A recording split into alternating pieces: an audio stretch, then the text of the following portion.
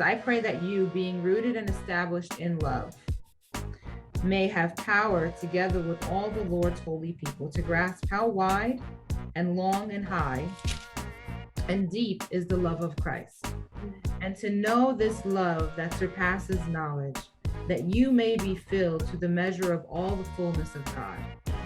That's the love of God.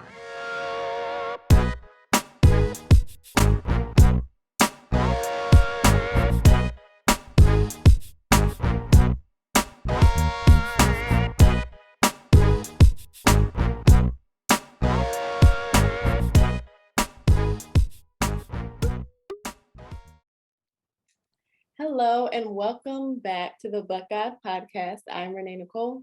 And I'm Lillian. And we are here, just the two of us, for a very fun, different type of episode today. We're going to get to know each other. We're going to interview each other, ask some questions that you might have, that we might have that we don't know about each other. It's kind of like a get to know us. Okay. So I will start it off, Lillian. What do you believe to be your purpose? I always struggle with this one because I'm sometimes not sure 100%. Mm-hmm. I believe, and part of my purpose, I believe, is to help other women who are struggling with the things that I struggle with, like the anxiety, like the eating disorder, the trauma, and just educating and sharing my experiences and my love for God through my experiences and how that's helped me. I think that's part of my purpose. Yes, definitely. Okay. I agree. Yeah. You have such a testimony, and I think that God doesn't give you testimonies just for yourself. We say that all the time. Like, it's definitely going to bless women in some type of way. Don't you see, like, some people that just like to just know? That's my envious part of me. Like, I just want to know that I know. Like, I sometimes question it, I think, because I think maybe it has to do with I don't think that I'm that qualified to be able to do that. Yeah, that good old self-doubt. I think it's a lot of that for both of us. And I think also it's thinking that it has to be restricted to one thing. I think because God has put so much in us and we have so many things that we like desire to do, sometimes we can feel scattered, but I feel like God put all of those things in us for a reason and they're all connected to our purpose. I don't think purpose has to just be one thing. So I think that can be part of the reason why sometimes we feel like, what is my purpose? It's a multitude of things, and that's okay. It can be to bless women. It can be to, you know, be, share Jesus with strangers. It can be, it can be so many different things. And we have to just be open and willing to receive that. Yeah, I think, like you're saying, I finally am coming to the understanding that it's interchanging because it changes throughout your life. It kind of piggybacks off of when there isn't just one purpose. Mm-hmm. It develops and it goes into different things. And so I also think that I just also like look at some people and I think maybe super Christian-y, or they just are. You want it to be this grand thing, and you're just like, well, maybe I'm just meant to be a housewife. And if that's what your purpose is, then that's great. Like, I think some people, I mean, I'm a mother, right? I have a child. Well, he's not a child anymore, but I have a kid, and but I have one. So I was purpose to just have one, but there are people like in my family and my friends that have like multiples of children, and they are such great parents. They're such great mothers, and I'm just like, wow, that's part of their purpose is to just, be great mom, great dad.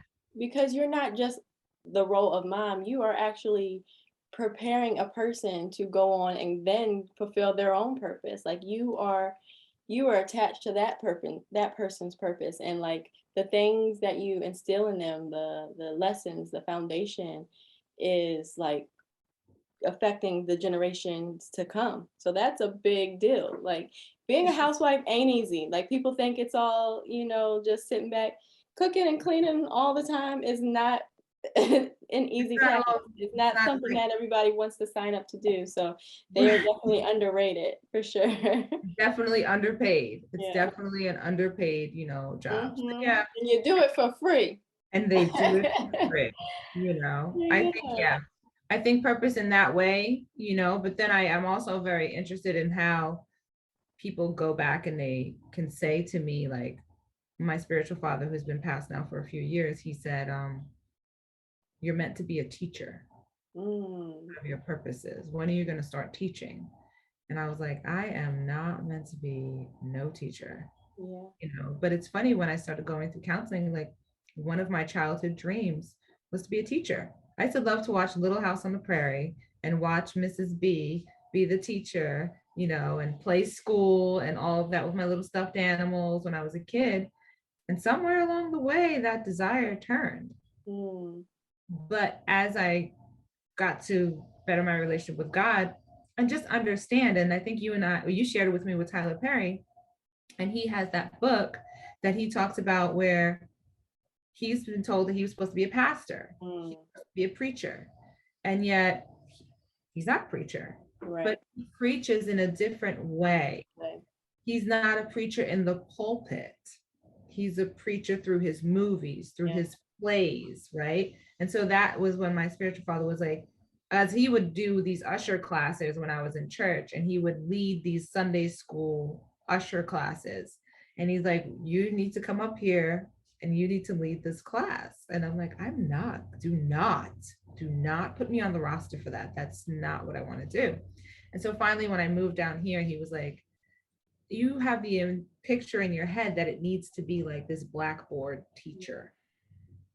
He's like, you can teach anywhere, to anyone. And I was like, oh. So then I finally that's when I said, okay, yeah, so then I am, part of my thing is to teach in the way of how, experiences. I think we're all called to, I think, be teachers in some ways, we're all called to be disciples. Some people think that only the pastor can lead someone to Christ. Right. That's not true. Right. We're all called to be disciples, to go out there and bring people to the kingdom of God. It doesn't have to be in a church setting. So, purpose thing, I'm still getting there. I think I kind of go back and forth. I feel now that we started this podcast and stuff, more towards like women's ministry, doing things more for the empowerment, for the encouragement of women who are going through different phases of their lives, some that I can relate to, and maybe some that I can't, but in my spirit of empathy, I can, be there for them in a supportive way and introduce them to God. That's for me always, like, I always want to introduce you to my friend. Yeah. So That's good. Good. All right, Renee. So I'm going to ask you the same question.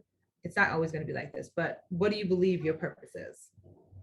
I believe, like I said, I believe that there's so many things. And I think that just to sum up a few of them, I know that I'm called to minister to the youth. Like I know that that's something that I've been drawn to, just helping, especially young women, like in their adolescent stage, when they're like transitioning into adulthood, to navigate that transition. I think that it's such a pivotal part of your life that a lot of the time you just feel so confused about. And so I want to just show young women that that's okay. And like, you don't have to have it all together, but present to them some options. Like I would love, like I always see myself, especially in the small town where I'm from, just showing young women the different careers that are out there that you don't learn about, just like unique careers, and just have people, maybe have DJs come in or have like producers come in, like just all different types of, career types come in and show them, just to expose them to that. So that's one thing. I also have a heart for the elderly.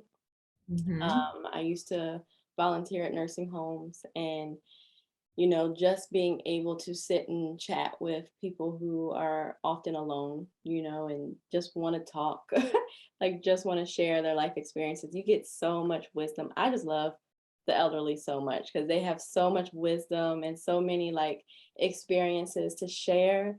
And I just love to hear them talk and tell about their stories and just imagining them when they were young going through these things is so, so cool to me.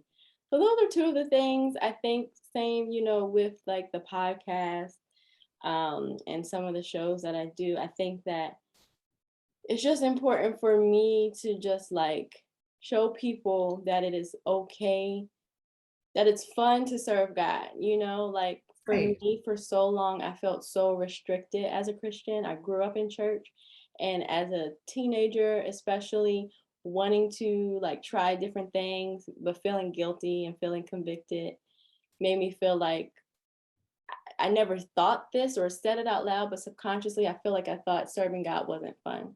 Like anything that I wanted to do, I couldn't do, you know? So just to show that Christians are normal people, Yes, we like are. there's still a lot of things that I do that some Christians may not agree with, but I am very much close to God and have a relationship with Him, and you can too. Like, you don't have to stop being who you are. And I Right. think a lot of people need to hear that, not just new come in the body, but just even people who've been in it for a long time and have been a prisoner to these religious laws and rules. Like, it is okay. God accepts you as who you are, and He might shift some things about you. There may be some things that do need to, be, transform into something greater, but like, be who you are. God loves to laugh. God love he if he ain't done anything funny in your life, just wait, He will. So Right. I just want to show that through these avenues, through the podcast and my other shows, like, you can be a human Christian, and you can have a good time doing it. Serving God can be a good time. Absolutely. I think, yeah, I think so many, I was one of those that didn't believe that people in the Bible, in the church could have fun. Mm-hmm. I didn't grow up in the church, so, I have very much a secular lifestyle and childhood growing up. So, but I think it's also because of the legalistic ways of some churches. I remember I dated someone and they had a very strict upbringing in the Pentecostal religion. Mm-hmm. And I went to a Christmas party and I thought I was at a funeral. Mm-hmm. It was so somber. I was Mm-hmm. like, no music, no dancing. Like, what is this? Yeah.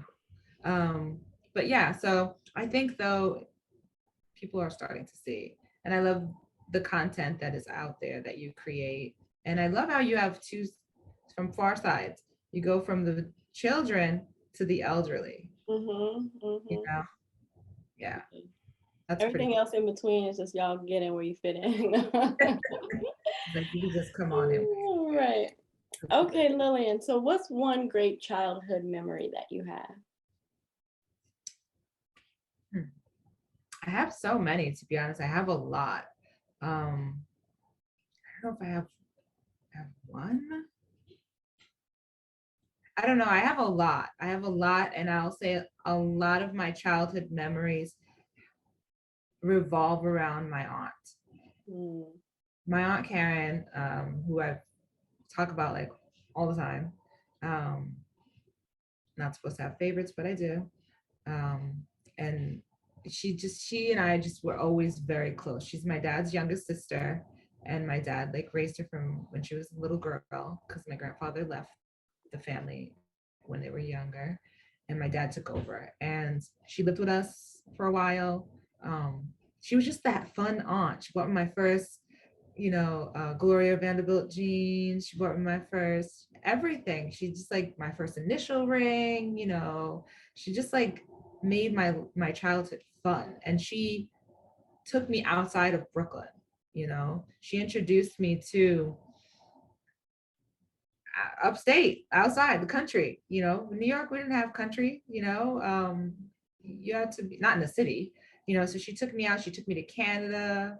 She took me, Bear Mountain a lot when I was a kid, and just introduced me to like apple picking and just all these fun, fun things. Like I used to love to go to her house and literally, this is gonna sound crazy. I used to love to scrub her floors, like if I was Cinderella. Like She probably loved you doing it I'm too. doing it, I'm sure. But just like she always made it fun for us. And even as kids, like she would, I loved Janet Jackson as a kid. And she got a video camera when they first came out, the big, camcorder Mhm. things. And she would love to, before lip sync was even a TV show, she would have us kids, and I loved it. She would let us go in her closet, put on her clothes, and come out and do these performances. And she would make us go back, go back and do it again. And practice and practice and practice. And then we would perform it for my grandmother and my aunts and my uncles, like in the backyard on the summer day. So those were like my childhood memories. It's like really fun. And she's in every one of my memories. So it's hard for me to say one. Mhm. I could say there was one person that makes my childhood so great, and that's my aunt. I love that. That's So, cool. all right. So, what's one of your great childhood memories? Do you have one? Yeah, I have many too, and it's funny you say your aunt because that's my Uncle Joe. Like, I knew it's it. I funny knew it. because when I was when I was born, my uncle was like 16, and he got stuck with me. Me and my cousin are 5 months apart, and people used to think we were twins. And so he got stuck watching us all. But I don't feel like I didn't feel like as a kid he felt like he was stuck watching us. I felt like he enjoyed watching You us. enjoyed it. But I remember I was just thinking about this recently. Like he was in his early 20s, and like when he would go out, like because we'd go to my grandma's house and um, he would go out to be with his friends, and I would be so like, why does he want to leave? Like, why is he going Aw. out? But he's in his early 20s. Of course, he wants to go have fun. But my uncle was a comedian, so like he just, I have so many moments like where he would like embarrass us to the point that it was just hilarious, like out in public. I remember something happened. What happened in a restaurant? And we had this ongoing joke where we would say stop, drop, and roll, and act like we needed to like get out of there. We would go to like rough areas, and he would lock the doors. He'd be like, get down, like we're in a rough area of Baltimore or whatever. I remember when I started driving, he would take the wheel and move it real fast to make me feel like I was gonna crash, or Aw. like I would like reverse and he'd go boom and act like I hit the car behind. Like he just did ignorant stuff like that. But yeah, I just have so more good moments than I can even count. Like I grew up with him. I lived with him a lot, growing up. When I moved to Atlanta, I moved in with him. So we have a lot of great moments there. He taught me how to drive. He taught me how to drive a stick. And he was as Wow. like we would argue. We were like brother and sister, and we would argue sometimes, but he was so patient with me when he taught me how to drive a stick. And that really stands out to me because I remember my grandma got frustrated with me, and she's not usually like that with me. She got frustrated with me, and he taught me, and like he was just so patient. So yeah, I think all of those moments, and like even now, like all the times we will cook together. Like when I like now cook something and I need to think like what I put in here, I'll ask him in my head, like what do I need to put in here? And I feel like he'll give me the answer. So yeah, like there's just so many fun moments, especially between me and my cousin. I can think of one in particular when we for Thanksgiving, my uncle's a big cook, so for Thanksgiving, and me and my cousin were very greedy. We would go get the big ham out the refrigerator and sit down at the table and just eat it cold. Like we would Oh just my like sit at God. it, eat at it. And me and my grandma said we have stomachs of steel, but my cousin didn't. He got sick. In the middle of the night, my uncle had let us sleep in his bed, me and my cousin, and he slept on the floor. And somehow it was the middle of the night. He could tell I was knocked out, but he could tell that my cousin was coming to throw up. He rolled so fast, and my cousin missed his head by like this much, throwing up all the ham we had eaten. Oh We man. laughed about it so much. Like, how did your subconscious, like, you were asleep? How did you know that was about to happen? But yeah, we just have so many fun, hilarious moments, like long drives, and he just cracking us up, and music too. Like we would listen to the songs. I remember I had written this recently on Instagram, or a while ago on Instagram, I remember the VHS tapes, and we used to record everything. I used to record Mhm. everything. And what was it? The show in Harlem, Apollo. Oh And yeah. Apollo would come on, and Biggie Smalls and Junior Mafia was on, and we recorded their performance, which was not a kid-friendly song at all. I was like 8, No. probably 8 or 9. But we recorded it, and we would play it over until we learned all the words, and we would sing it, and yeah. So yeah, all of like a lot of the bad stuff I learned I got from him, and a lot of the funny stuff too. A lot more of the Yeah, fun stuff yeah. though. So A I lot have, more. yeah, we have a lot of good memories. Isn't that so great? Like I'm 45. I think my aunt is maybe 11 or 12 years, Hmm. something like that. Yeah. It's different from me in age. And same, like she would go out and I would call her. She would Yeah. go out to like the Palladium or whatever, the nightclubs or whatever, TJ Bentley's back in his day in New York. And I would call her like 7 in the morning on a Saturday. Like, Aunt Karen, when are you she would take her phone off the hook. And the busy signal. Uh-huh. And she says that sometimes she would put it back on. I'd be like, and Karen, where are you? You're supposed to come get me. She said she would come get me on Saturday. She would always come and get me on Saturdays. And I would be waiting and calling her. She's like, girl, you just don't understand. I was out. Right. And I would never know, because I didn't know about that stuff back then. But he was definitely the cool uncle, because when I became a teenager and we still had house phones, sometimes he would, I think I had a cell phone. And I remember if I wanted to stay out late, sometimes he would like just forward your calls to me, and he would answer Aw. and act like I was home. Like my mom called, like, where's Renee?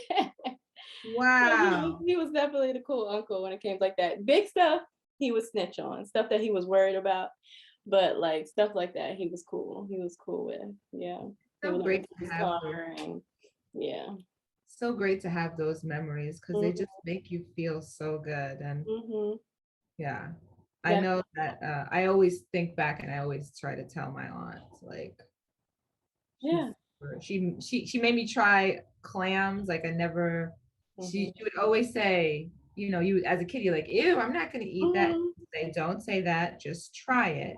Yeah. And if you don't like it, you don't have to try it again, but just try it. She made me try clams, fried clams, baked clams. And I remember with my cousin, she's 2 years older than me. She came in from Long Island and my aunt brought her and we went to like this seafood place that my aunt had taken me. First time going to Red Lobster, my aunt took me. And she liked to embarrass you almost like in these places, like have them sing happy birthday to you, Yes. like Hmm. do things like that. And my cousin had not ever had fried clams and I was like, just try it. I tried it. It's so good, and so she tried it and she didn't like it, but it was funny to see her reaction though. Right, right. But yeah, I do have maybe one. There is one when I was 10. I was 10 or 11. My aunt has my uncle, who is my uncle now. She was dating him. And I think he was trying to get brownie points with me because I was always with them. And she took me, she always did these surprise things. She never would like tell you where she's going.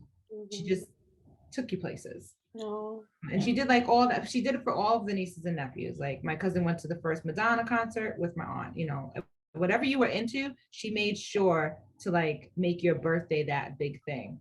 So this year she did I don't know, they took me, we went to like see a movie. I don't remember what the movie was. And now on the way back, my uncle pulled over in the middle of in front of Rockefeller Center, I think it was. And he's like, I got to get something out of the trunk of my car. And I'm like, okay. And I always loved looking at Rockefeller Center and stuff. And so he pulls out these like 6 foot, like big, long, squiggly painted balloons. And he just starts shoving them into the car. Oh, I got this back here. Here's one. Oh my gosh, I got another one. Here's another one. Here's two. He filled the entire car with Oh like my 12 of God. these balloons. And it was the most funniest. And we had to like drive home balloons. And then when I got to her apartment, her and her roommates had made like a little surprise party for me. And that's one of my memories that I do remember that was really, really fun. I Oh, can't, it was your birthday. it was my birthday, yeah. And Okay. my aunt made a big thing about it. So Oh, I it was love pretty it. cool. That's That's one of the so things. cool. That's so cool. So I love what's one thing that's on your bucket list?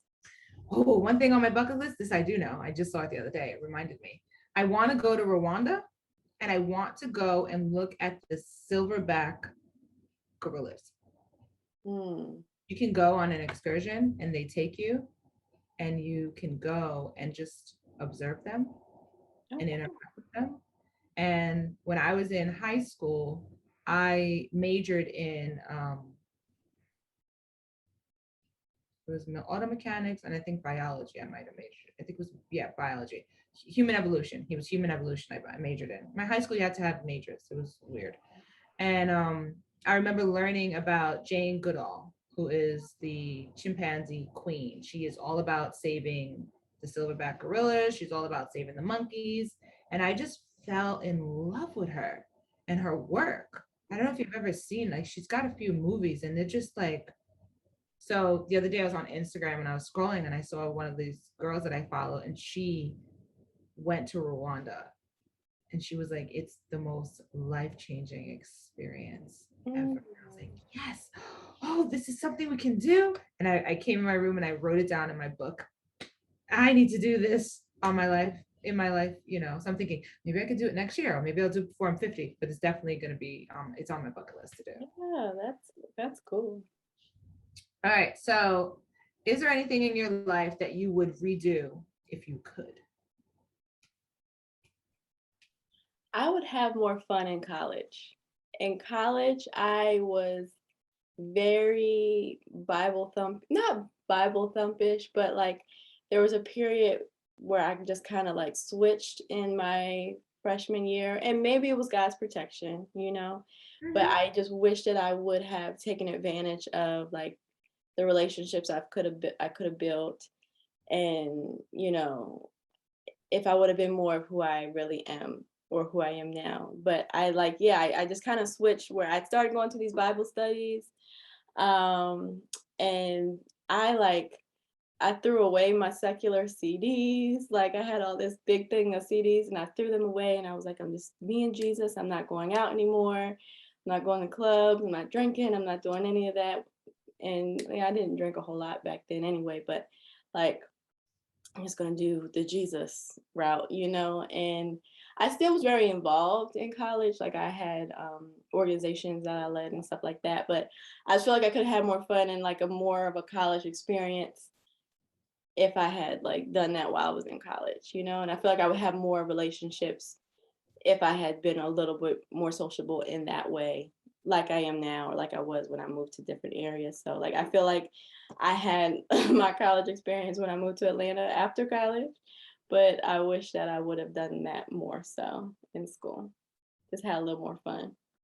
It's a little bit more fun. I think everybody goes through that Jesus phase where you throw out your secular Bibles and you get rid of all the crosses that have Jesus sacrificed on them and you Mm-hmm. don't listen to secular music anymore. Mm-hmm. We all go through that. Yeah. know, Yeah. it's a part of the stripping process, And I you know think. what? Like I said, it was probably God's protection. So I don't You regret don't it know. because in school you have just access to so much, you know, like if I wanted to have a guy in my room, I could, you know, like that Right, type of thing. And I'm sure God was like, let me go ahead and just protect her from any mistakes she gonna make. So like, right. And you don't so know what could have happened. So it probably exactly. was for the better. But yeah, Exactly. that's a good one. Who and or what inspires you?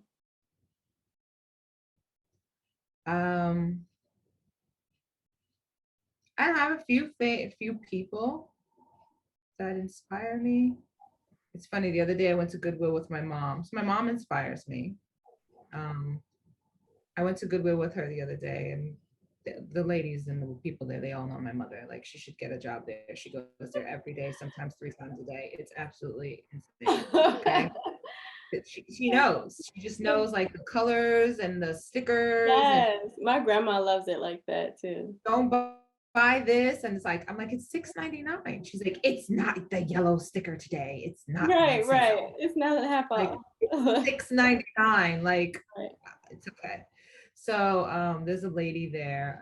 They're all very, very nice. And once they realize I'm her daughter, they are just enthralled with me. Like, oh, you're Miss Connie's daughter. Oh my Oh, gosh. So there's a nice little lady there, Miss Sita, and she the last time I went twice in 1 week with my mother just to Goodwill. And so she's like, oh, I love seeing families together, being together. I just love that, and I love your mom. She's like, Miss Connie, what's the color of the day today? She loves looking at my mother's little outfits and stuff. And so the other day I went back and I go, Miss Sita, I'm here 2 times in 1 week. And she's like, oh my gosh, she's like, Miss Connie, what's the color today? And my mother backs up and shows her what she's wearing. And then my mom walked away and she goes, I have to just tell you. She like grabbed me by my hand and she goes, your mom inspires me. Oh. And I'm like, what? My mom inspires you? She's like this old, little lady.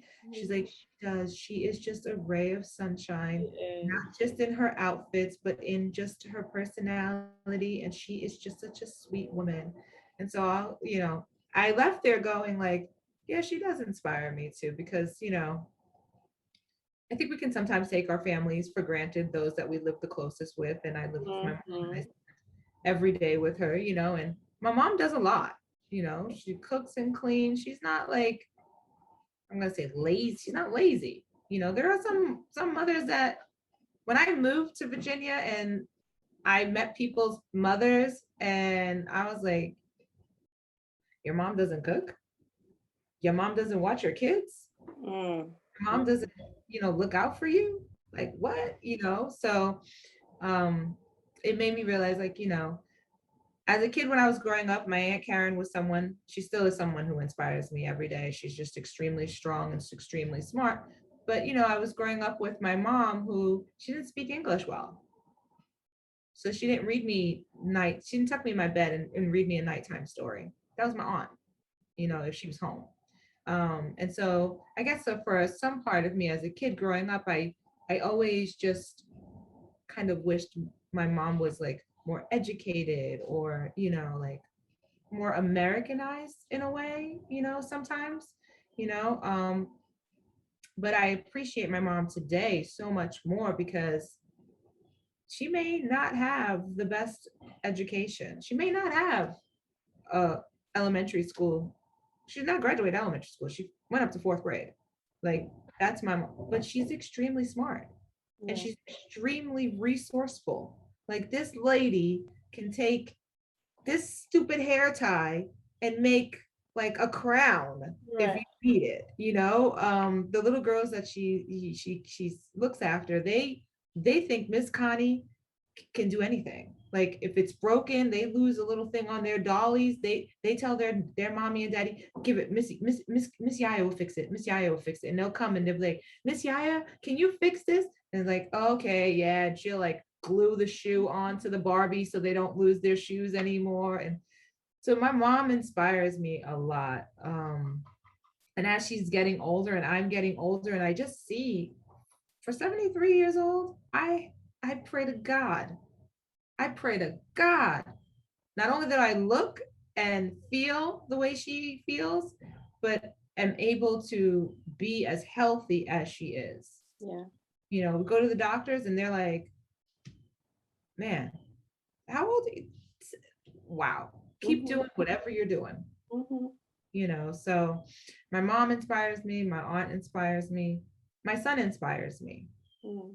Someone that I look to as a gift because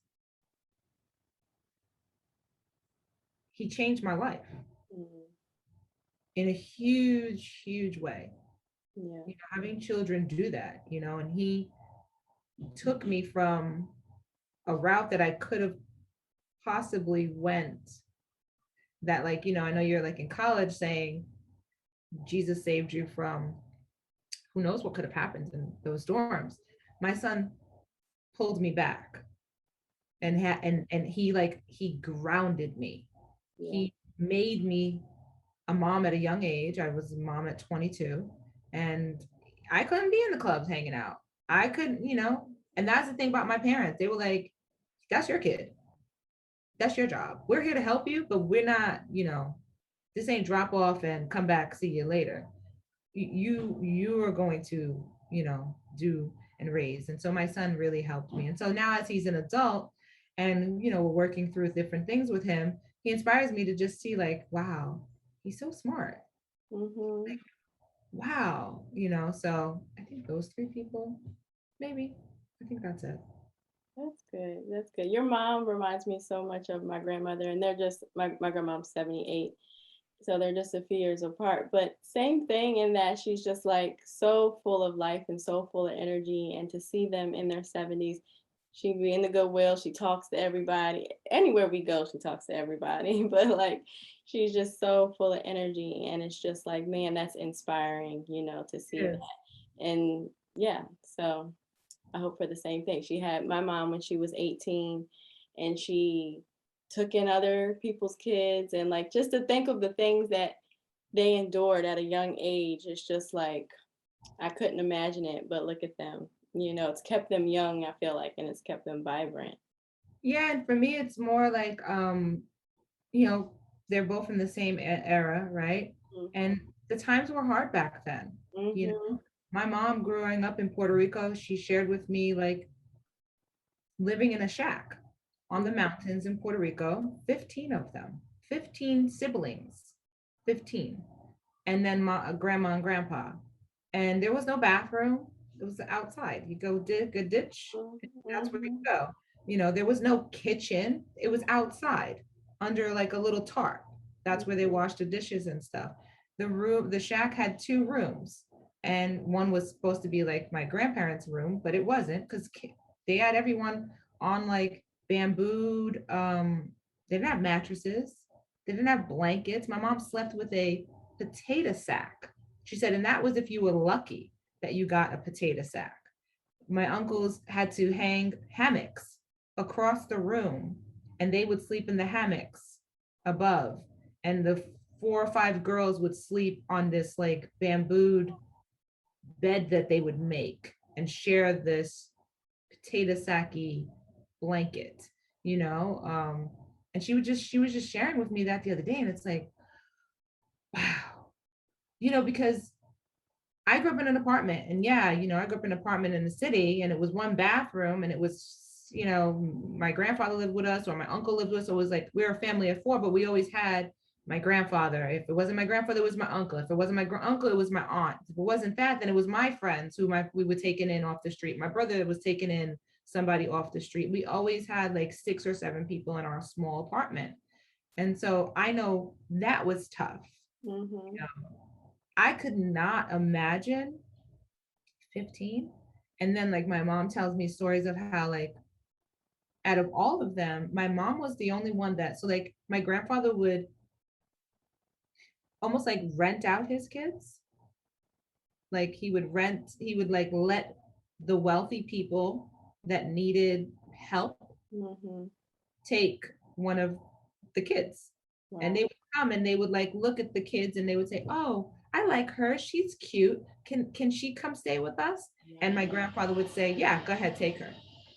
And they would go and live with the family, but my mom didn't. My mom, not until she was way older did she then go out and she started like being a nanny. That's why she's so good with kids. Mm-hmm. But she says like, I don't know why. She calls my grandfather Papi. She's like, I don't know why Papi never sent me out. I was always home with the little ones, taking care of the That's little ones. fine. Yeah.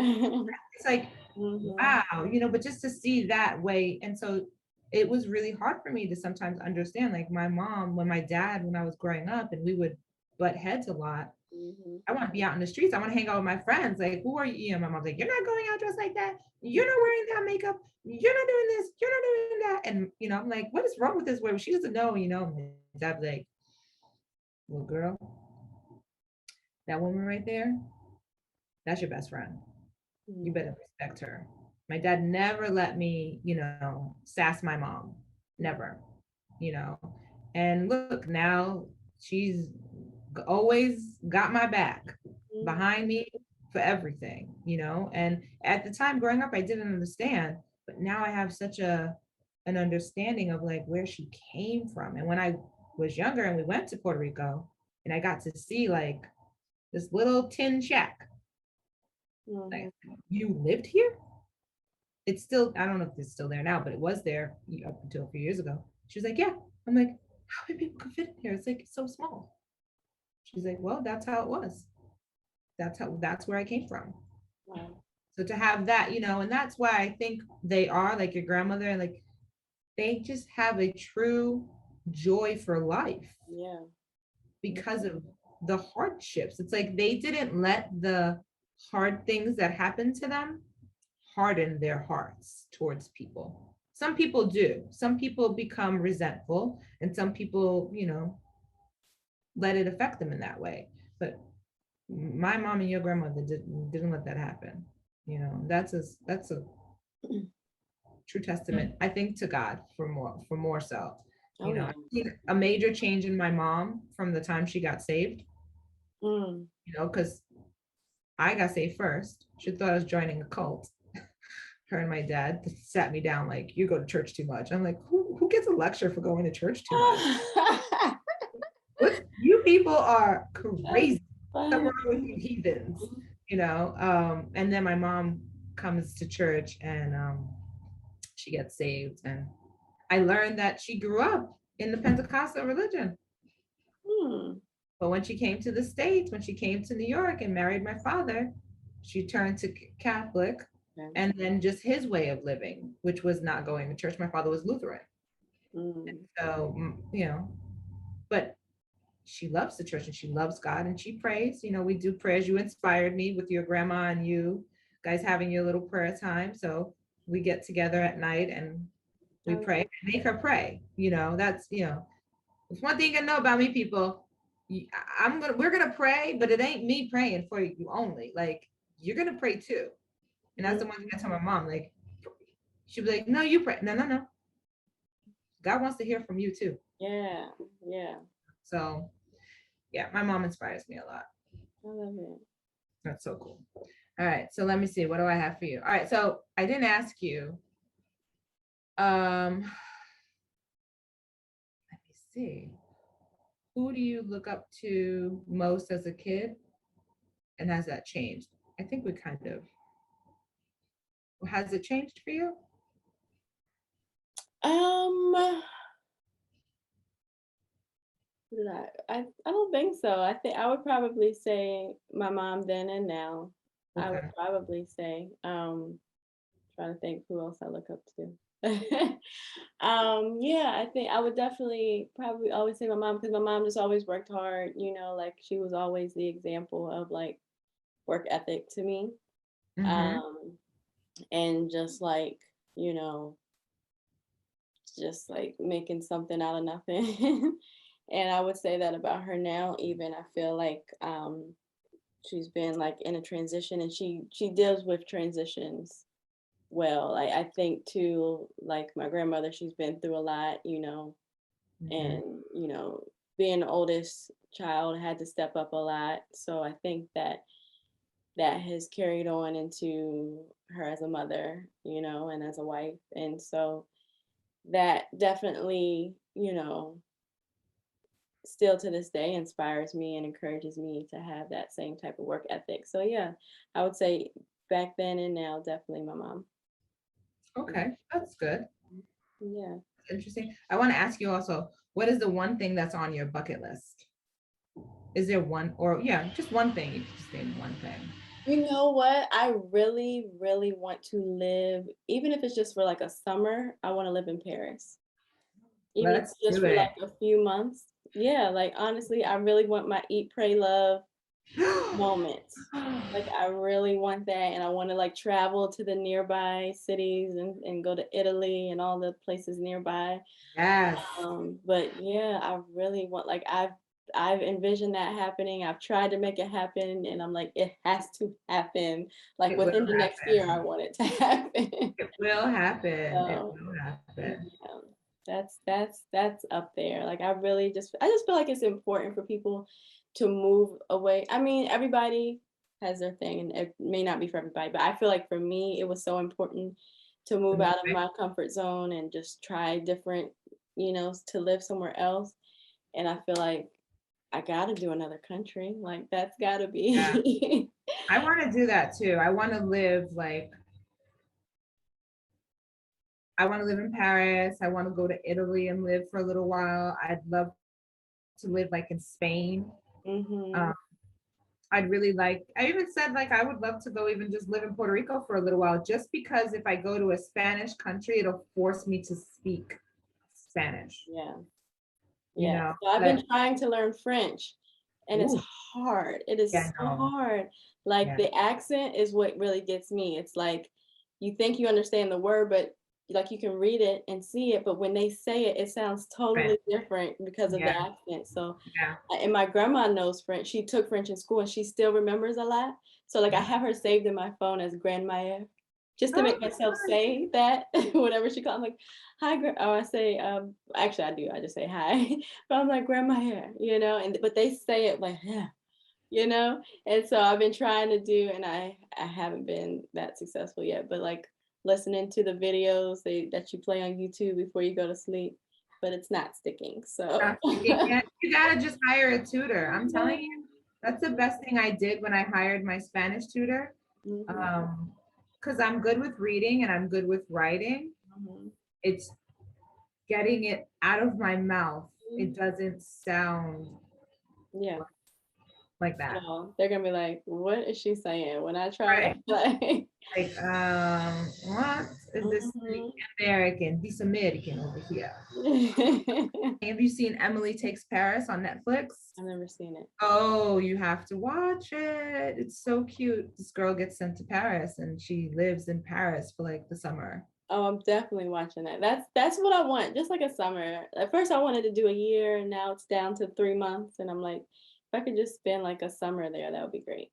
There was this company that I saw before this whole thing happened, pandemic wise, that they like had remote workers, Mm, like a remote working program. I've seen that. They Yeah. would put you to work like in Bali or, Mhm. Philippines, Colombia, whatever, for a period of time. And then you got to stay in different areas. They would hook up like this whole itinerary. And I was really interested in doing it. And then Mhm. it didn't work out, but still Yeah. on my list to go. The good thing is in my company, we have offices everywhere. So Yes. oh. Yes, I would be on that career site. Like, where else are you? Right, right. So what's a guilty pleasure of yours? And it could be like a TV show or a genre of music or food. What's a guilty pleasure? A guilty pleasure of mine is watching Ratchet TV, Yes.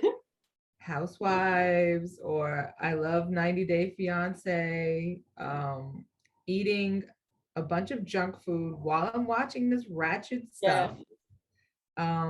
Yeah, that's what I try to do. I mean, I've notched it down now. I'm only allowing myself 1 hour. So it's got to be good. It's got to be good. So I make it, Right. and then on the weekends I might give myself a little bit more. But during the week, because I have work and school and Mhm. things, I try to just give myself 1 hour.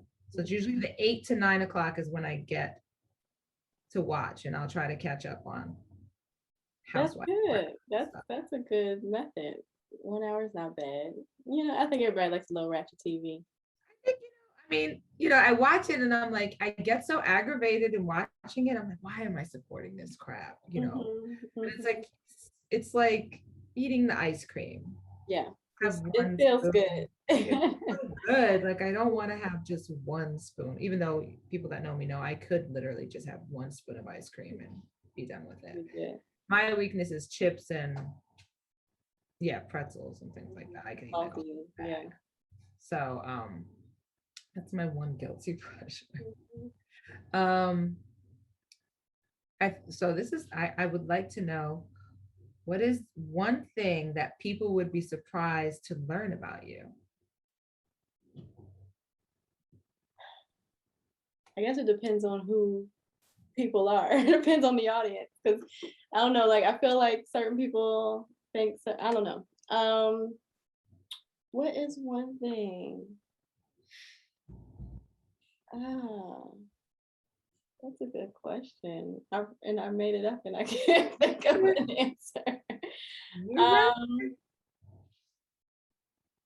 I think that I'm just such a goof troop. I guess if you follow me on TikTok, you know that about me. But if you don't, like I am like me and my dad get on my mom's nerves so much because we're so much alike in that way. Like all we do, anything we talk about ends up being like a Martin quote or like a like Friday quote. Like we just love goofy movies and TV and we'll quote them all day long. Like anyone around us will think that we're just talking about something normal, and then they'll realize that we just had a whole scene from a TV show, and then they're like, oh, there they go again. So like I'm just a really goofy, silly person. I'm very immature in silly situations. Like I will bust out laughing.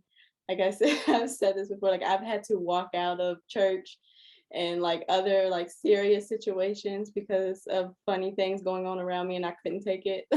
I always remember when I was in middle school, I played in band. I played saxophone and we went to go perform for the elementary school and a little boy in the front passed gas and it was loud and I just couldn't control my laughter and I laughed into the saxophone and it made this loud noise and the conductor looked like, who did that? So I just stopped playing for the rest of the song because I knew I was going to keep it together. I remember my great uncle's like 70 something birthday party. They had somebody singing and their voice just wasn't the best.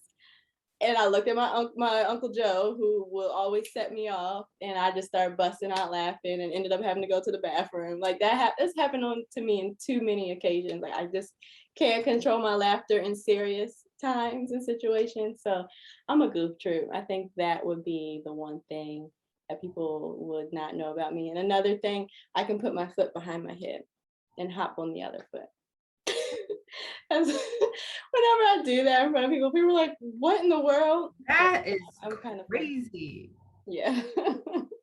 That is that's funny. What about you? What's one thing people would be surprised to learn about you? I don't know. I don't know if it's I don't know. I think sometimes people think I'm more of my countenance is more of a serious person than I am.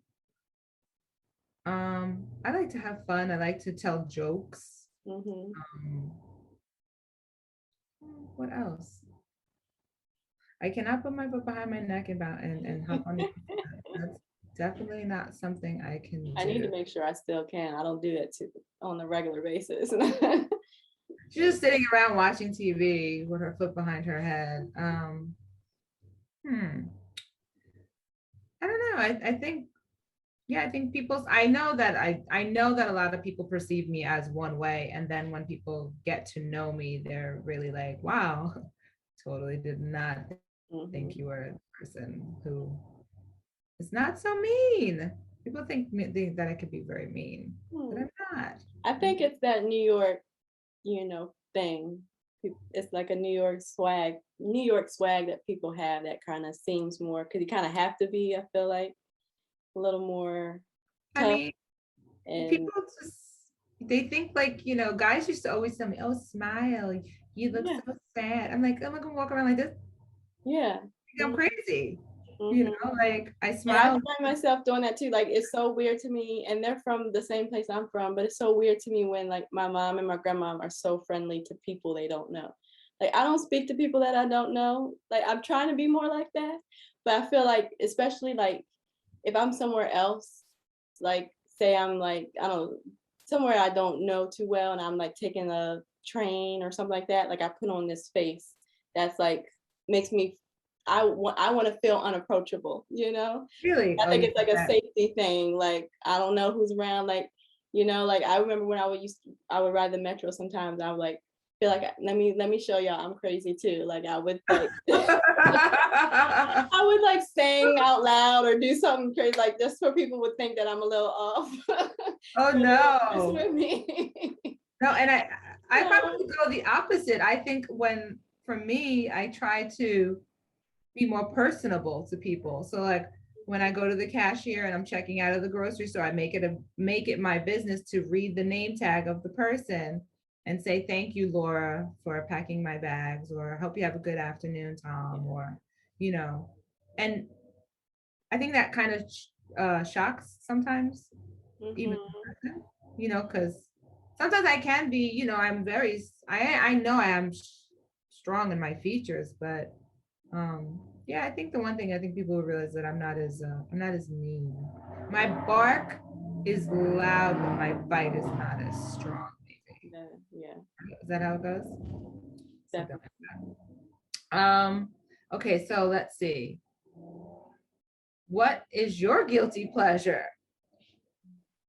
What do you have a guilty pleasure of? I have so many. Like I feel like I have so many guilty pleasure foods. Like I eat weird stuff. I used to just like I love bread What? and it's terrible. I used to take frosting like Cake cream frosting? cheese frosting. Like yeah, Okay. cake frosting, usually cream cheese. I wouldn't do like chocolate or anything, but like or Okay. lemon frosting and put it on bread and just eat it like that. Or like I love to crunch up bread and eat it. Like I just love I'll eat a bread sandwich. I used to put two pieces of bread together and just eat it because I just love. Like white bread or like I prefer whole wheat, like honey wheat or whole yeah, but like wheat. a loaf of like But like sandwich. yeah, sliced bread. Sliced Yeah. bread. Put two together. I love bread. I had last Ooh. night I had a piece of bread and I just squished it up and ate it. I love the smell of it. It's terrible. It's not a good thing at all. So I have a lot of weird things. Like With I'll eat a honey frosting. sandwich sometimes. I used to eat syrup sandwiches. Now I've stepped it up to honey. So yeah, very weird. But those are like bread is definitely a guilty pleasure. I like not ratchet TV. I don't watch a lot of reality shows, but I do like family reality shows. Like I like the Bella twins, and I used to love the Kardashians. I don't watch it anymore. I used to love the Braxtons, but I love ratchet like interviews, like particularly interviews of Ray J, Brandy's brother. He is Why? hilarious to me. I love watching his interviews. There's one in particular I post it all the time on Instagram. I'll go and watch it just if I'm like needing a good laugh. I'll just go watch it. He has this interview with I think it's with is it Complex magazine? He's freaking hilarious to me. Like that's the type of humor that I like. Like he's like a dry humor type, just off the wall. Like he'll say that like there's this thing. The guy who was interviewing him was his name was Speedy. He's like, go ahead, Speedy, try to break them. He's always marketing some product, and he was like, go ahead, Speedy, try to break them. It was these glasses that he said were unbreakable. He was like, I'm not gonna break. He's like, they're unbreakable. They're unbreakable. And so Speedy snaps the glasses, and he was like, I don't care. And I just guess the way so. he said it, like me and my best friend say that all the time to this day. I don't care. Like just so that's a guilty pleasure. Watching Ray J interviews, watching him, Kevin Hart, just anything silly. I love just silly stuff. But like I just love watching like goofy, weird interviews like that. He had another interview on the Breakfast Club that was hilarious. It's just so funny to me. So I think that would be it. That those are my guilty pleasures. Ray J is weird because you don't really hear too much, and it's only I never think of Ray J. Today I heard about the story of there's another sex tape. Oh gosh, with who? Kim Kardashian. Oh Lord. Supposedly there's another one out there. So I'm just like, He probably put that out there. somebody is really needing He's some, probably like, people you will know, talk about me.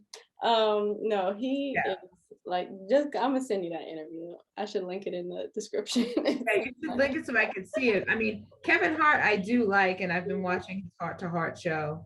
Um, Yeah, he's gotten more serious now, but Ray J is like, he's not even trying. He just says off the wall stuff, and it's just like you can't be serious, but it's funny. So that's my guilty pleasure. the bread thing is I've never gotten into bread. I like crunchy bread, like Italian bread, or but it's not my like it's not like my thing. I remember when my son was little, we went trick-or-treating, and my girlfriend's son, he was probably 6 or 7. And we used to go to my neighborhood and get like lots of candy. And they just to come back with like big bags full. And he was so excited. He was so cute. He was like, "Oh, mommy, can we go home and can we stop at the bakery and get fresh bread so I can have a mayonnaise?"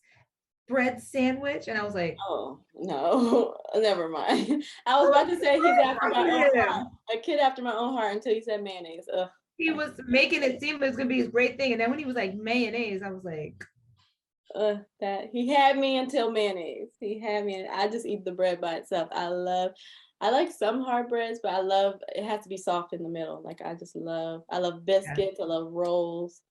you and I I don't know if you've ever had Golden Corral rolls. I haven't had them in years, but we used to go just buy a dozen of the rolls and take them home. rolls. Like, Are they yeah, that good? Are they like the Texas?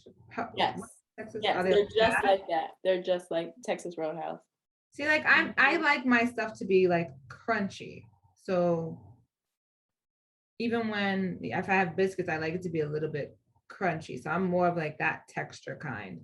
I don't like um white bread or whole wheat bread. Like that mushy, like I remember as a kid eating peanut butter and jelly sandwich and it gets stuck to Oh the roof yeah, of I my don't like mouth. peanut butter and jelly. I'll eat a jelly sandwich, but not peanut butter and jelly.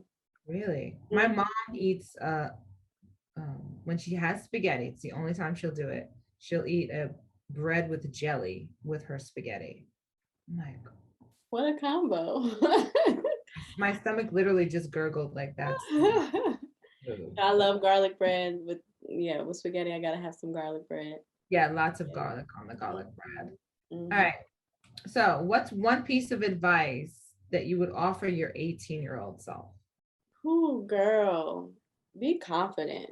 Like know who you are, and even if you're still figuring life out, like be confident in the gifts and the skills that you have because they're amazing. I think when I was a kid, I was so shy.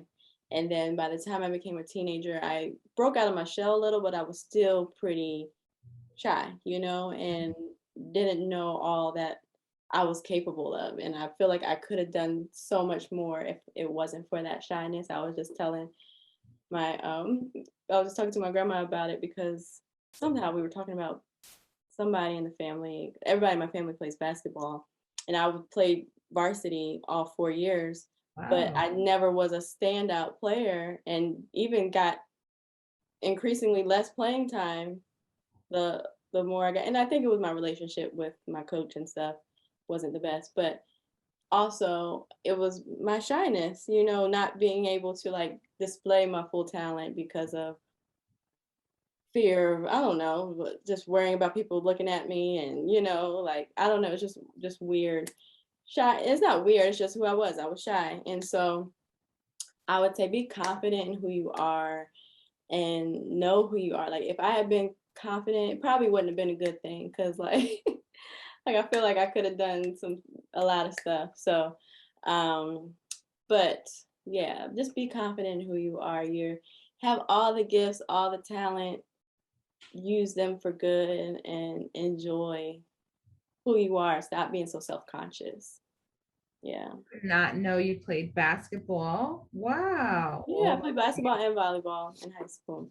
nice. I'm Mhm. getting the whole love and basketball vibe off of Yeah. Sanaa Lathan on you. Like, Yeah. really? Everybody, my whole family plays basketball. That's all, my dad still talks about his basketball day. Men usually like to talk about um, great days. how has God changed your life? Sheesh. God has tremendously changed my life. I know I shared earlier about like my son changing my life, but God has definitely changed. Like I can think back now in my mind and realize, even though I didn't have a relationship with God as a teenager or as growing up, I see that like his hand was still over me. There's this old gospel song I shared with you a few weeks ago that says, "As I look back over my life, I can see how your love has carried me." My jam. Okay, that is my jam.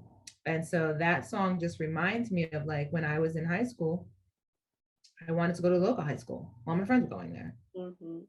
But my aunt, she pushed and made my parents make me take the test to get into a special high school. And I passed the test and I got in, and that's where, I wound up going to school. I think that really changed my life and put me on a different path. Yeah. It really pulled me out from a group of people that I were hanging out with at the time. Yeah.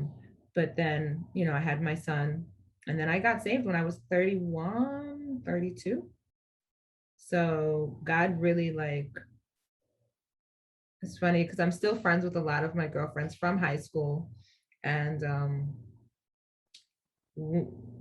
few of them, well, especially one that I always remember, Yvette, she's always telling me like, I see the difference that like Mm. God has done in your life. And at first I used to take offense when people would say like, you've changed, you're different, you know, and I'm like, I'm not different, I'm still the same. What are you talking about? But then that's not good. You Yeah. should want to change. You should want to have a difference be able to be evident in your life from who you were a year ago, 10 years, 20 years, you know. If you don't change, then that means you haven't grown. That means you haven't evolved, you know. Mm. And I guess it was because I didn't want people to think that I was boring because I'm a Christian now, you know, because you do go through that time where you have to not turn your back, but you do. You have to readjust your priorities in regards to relationships. And God really helped me to, I'm still working on it, tame my tongue, to hold, don't like to listen before speaking, Mm. you know, because I was very quick to lash out. Getting better, progress, you know, work in progress, but he's definitely helped me to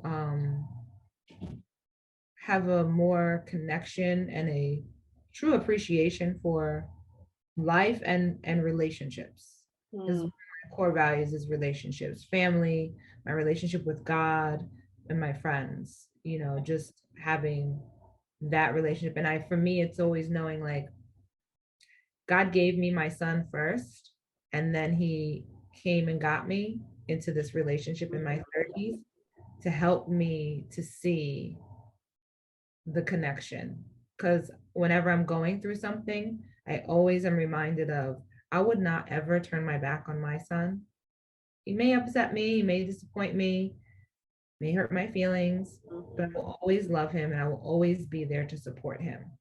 And so when I'm going through things, you know, the enemy tries to make you think that whatever you are going through or have done, that you have, God doesn't want to talk to you. Like God will not forgive you. Mhm. Um, and I shared with you earlier about like I have this fear thing, and I was thinking like it's diminishing my faith, but that was the enemy trying to get me to realize, to tell me a lie, to believe it as a truth, when today's devotional clearly gave me all of the scriptures to know that nothing can separate me from the love of God. Nothing. And I think in that one that we read today, it specifically said nothing and no one, or maybe it's because I have the translation of the Passion Bible, and it said nothing and no one can separate you from the love of God.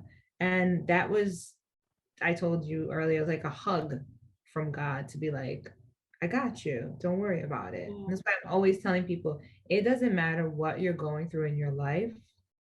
God is the one person. And he's not a person, he's a being, you know, um, that will always be there and he will never turn his back on you. The scriptures clearly say that. And I know in my life, he has not done that to me. So for me, that's how my life has changed, to know that I have, everyone can go and leave me, but I have God.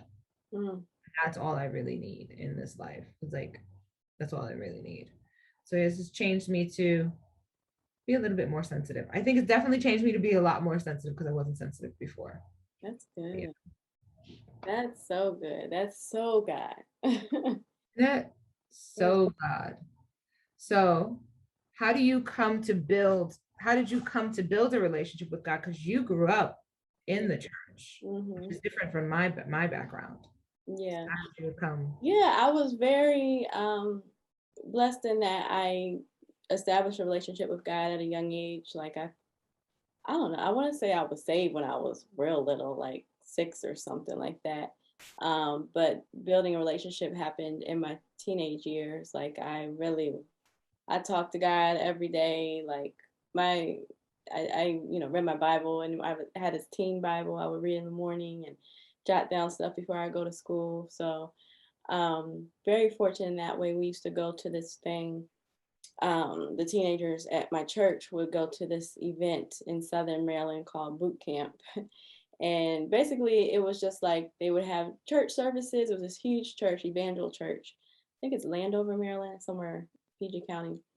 But we would have like these big church services, but they would be tailored towards young people, so it'd be fun. And then they have a big concert the last night. So the first 2 years I went, we had Fred Hammond there. That's why he's still to this day like my favorite gospel singer, one of my favorite singers, period. Because he just like, not only did he put on a great concert, but like the worship, like I was 12, 13, worshiping like, like deep, so like that was the really early developing stages of my relationship. And so grateful for like the people at my church, Helping Hands Ministries in Churchville, Maryland here, that sewed into the youth, like I remember our youth leader, Sister Robin, and we had her brother Jeff, and there were some others that just like really poured into us and like made those scriptures, like foundations for us. It just made God a foundation for us. And I feel like they said, when you grow older, you'll never depart from, and I haven't.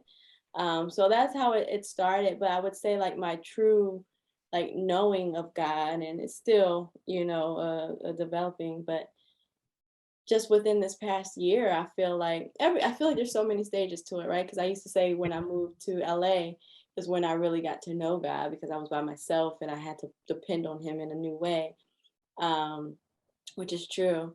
But I think even now our relationship is on a whole nother level, just because of everything that's happened over this past year, and just seeing God in a different way besides just the God that I can pray to and you answer my prayer, like to see him as someone that I can just go to when things aren't going to go the way that I want them to. And, like he can still be present even in those moments, has been, another, notch on our development stage. So it's just a constant building as it is with people, we always say. So yeah, I would say it happened early, but it's still building, it's still developing.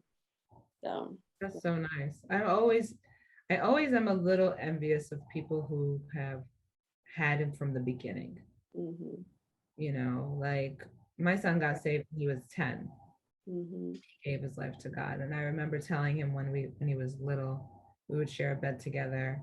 And I would tell him, Curtis, you're gonna have it so much better than I am, mm-hmm. because your roots are gonna be so much deeper than mine, because mine have only started Yeah. in my 30s. Mm-hmm. Yours are starting at 10, you know. I don't know, but that song, when I first heard that song that I told you that is my jam, I really, the words in that song just made me realize like, wow.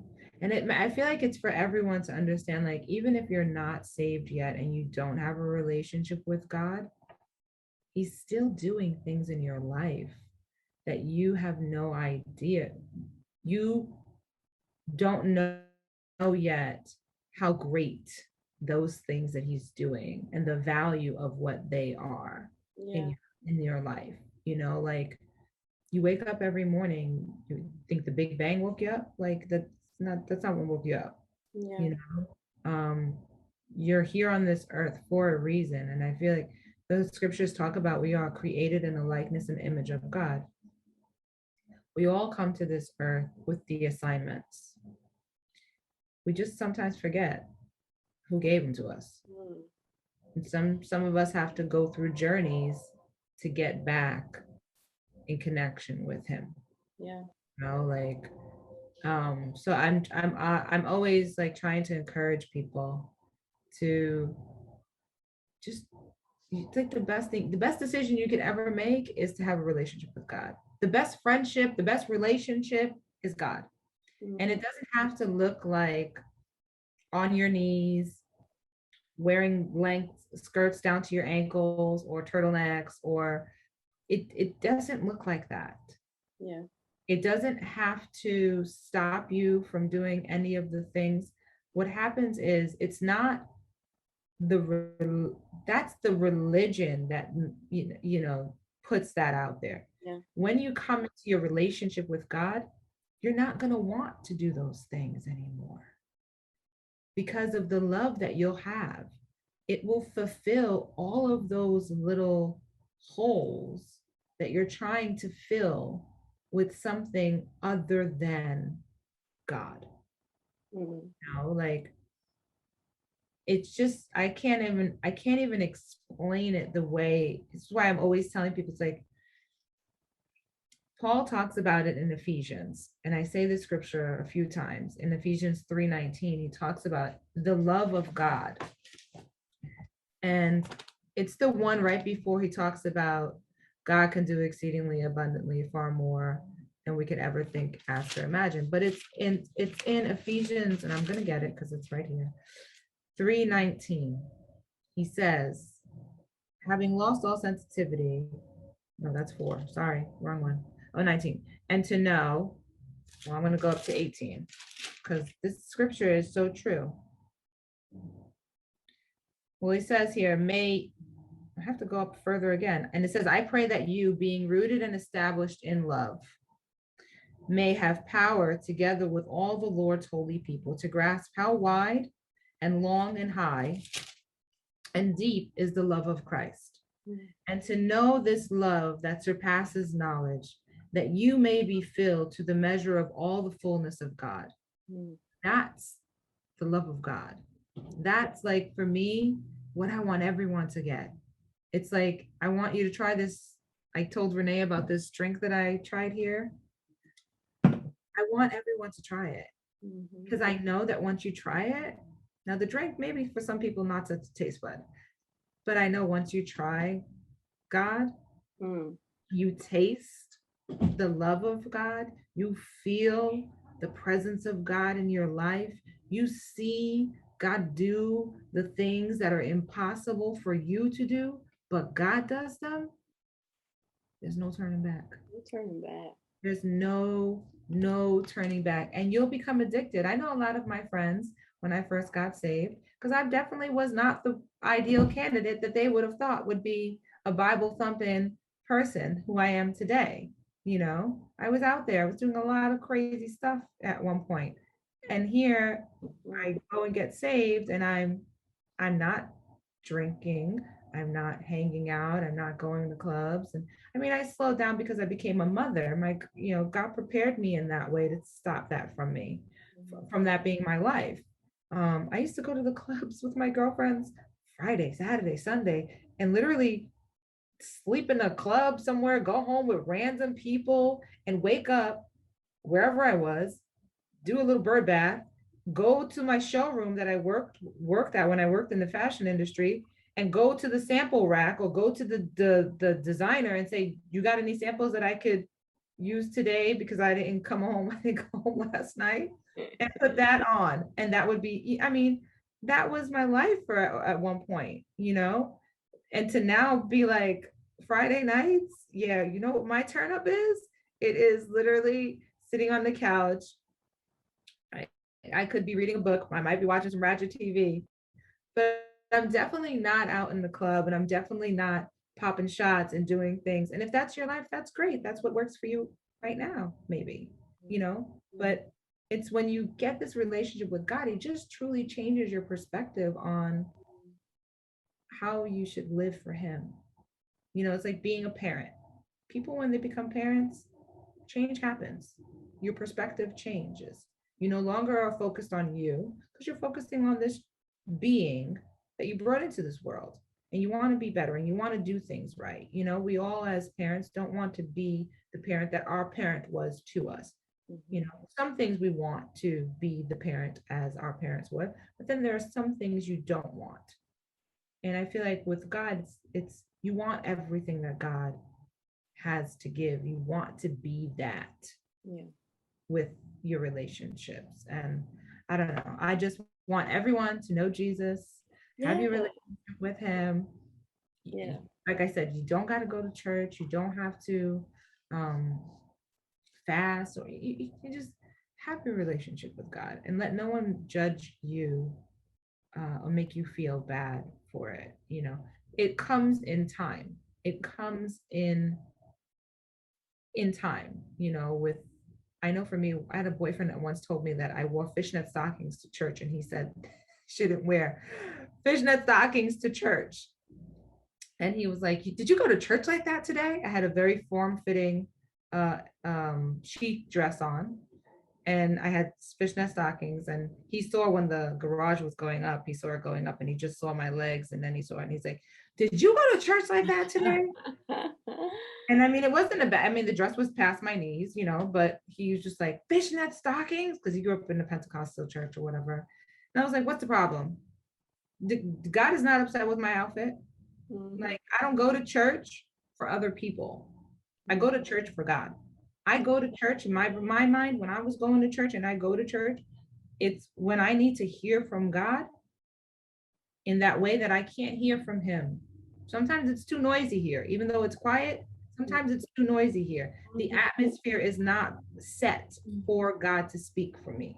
That's why the whole thing of praise and worship when you go into a church, that's why they're not just bringing you the word. The atmosphere has to be set, and then the word comes, and I'm a big believer in that. Like, praise and worship is super important so that you could hear from God, so I don't go to church. You can go to church for, you don't have to go to church. Just read your Bible every day and talk to God.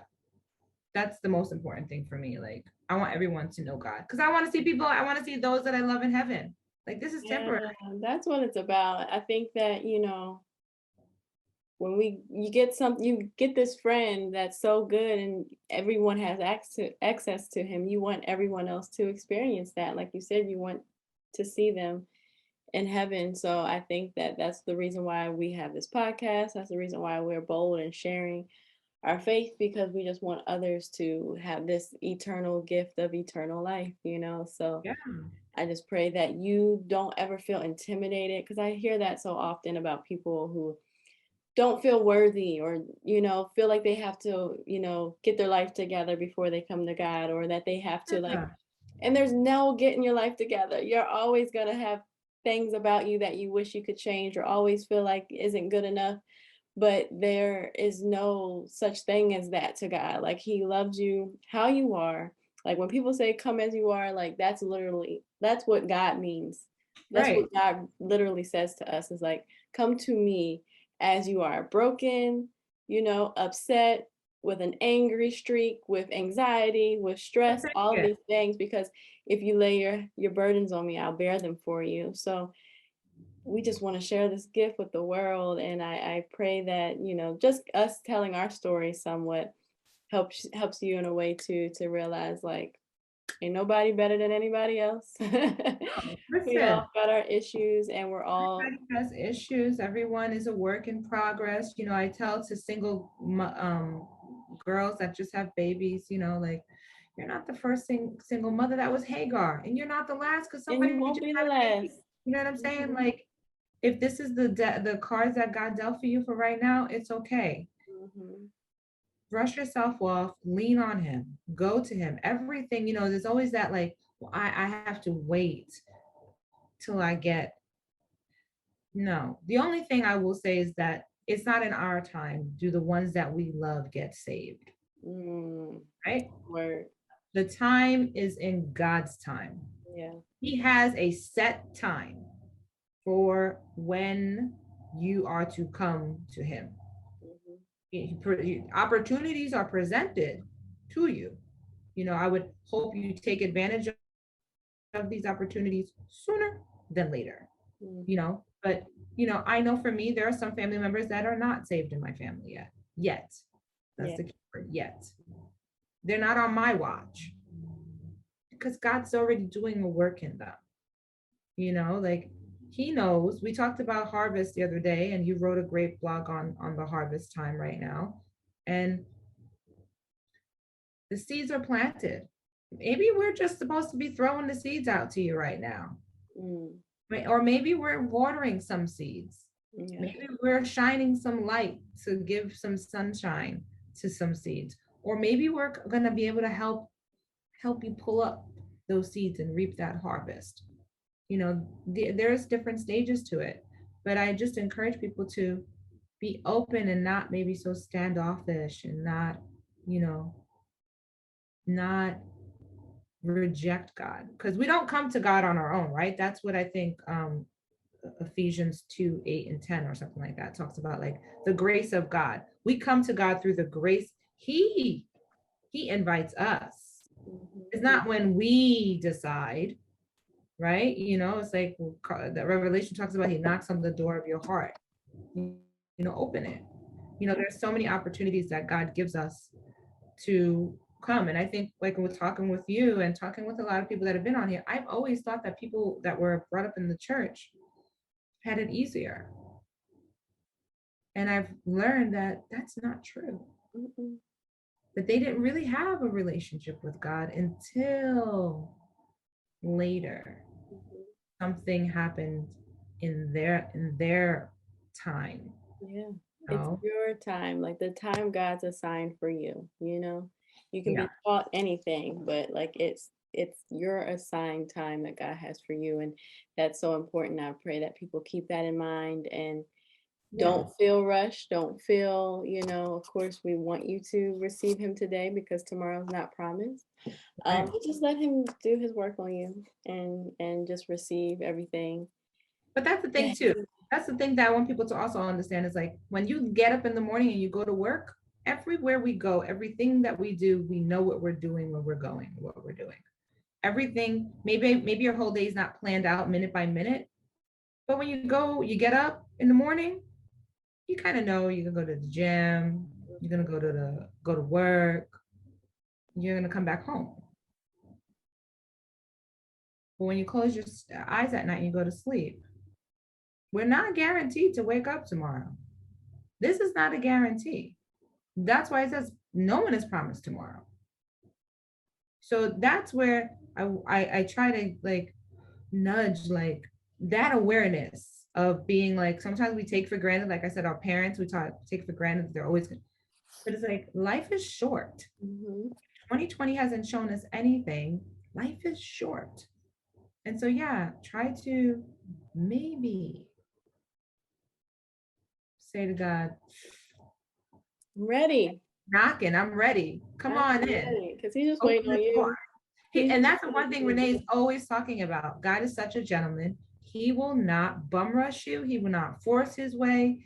He's not that. You know how like your parent will force you to eat those peas because you got to clean that plate before you go to bed or whatever, if you want your dessert. That's not God. He is a gentleman. He'll knock once. He's not, knocking and pounding and beating on the door and ringing the bell and all. No, he will knock once. And then he will wait. And he waits patiently. Like I said, I'm pounding on the door. If I know you're home, you better open that door. Like, let me in. Don't be keeping me out here like this. Right. But I just want to put that out there. Like, let's not take for granted and really take and become aware. Like, life is not promised for no one. It's not. Life is short. The best thing you could do is come on over. Come on to the good side, okay? Come to the good side. This was a lot of fun. It was fun getting to know the things I didn't know about you, Lillian, and to share with the audience the things that I did already know. And I hope that they enjoyed it as well. We'll probably do something like this again later down the line, but this was fun. It was fun to know. I'm gonna make Renee stand on her hop and put that foot behind her ankle, her head. Let me go stretch. Look. Let me go stretch. And look, I used to be able to do it without stretching, but things a little different now. Let me go stretch and get ready. Girl, you up in those 30s, so you need a little stretch now. Things change. I'm realizing that. Realizing that. No, this was a lot of fun. Thank you guys, as always, for watching. As always, be sure to follow us on social media. But God Pod. Go to our website, But God Podcast, which is where you can also order your journals, your coloring books, and your planners. I have journals here. Yeah, I'm like, And where's they're so mine? fly. They're I so have fly. mine. Lillian did a great job My on designing planner. these. Come on, okay? You need these in your life. We're entering a new season. Now is the time to start. Don't wait till the battle is over. Shout now. No, don't wait until the end of the year. Start now. Do Yeah, it stock now. up now. Make good Yeah, stocking stuffers and presents for for holiday season. Christmas. Absolutely. Thank you again. I'm Renee Nicole. And I'm Lillian. Have an amazing week.